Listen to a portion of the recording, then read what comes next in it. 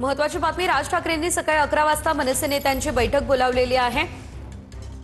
राज ठाकरेंच्या शिवतीर्थ निवासस्थानी मनसे नेत्यांची ही महत्त्वाची बैठक पार पडणार आहे। राज ठाकरे यांनी अचानक या सर्व मनसे नेत्यांची बैठक बोलावली। सकाळी 11 वाजता या बैठकीला सुरुवात होणार असल्याचं कळतंय।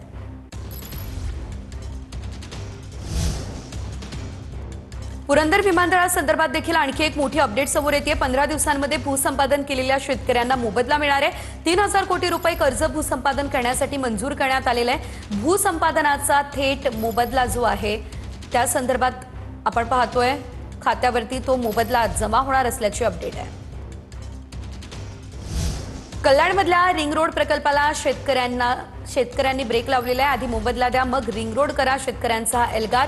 कचोरे खंबाळफळा या परिसरामध्ये रिंग रोड प्रकल्पाला शेतकऱ्यांनी विरोध केला। मोबदला दिल्याशिवाय काम नाही असा इशारा शेतकऱ्यांनी दिलाय।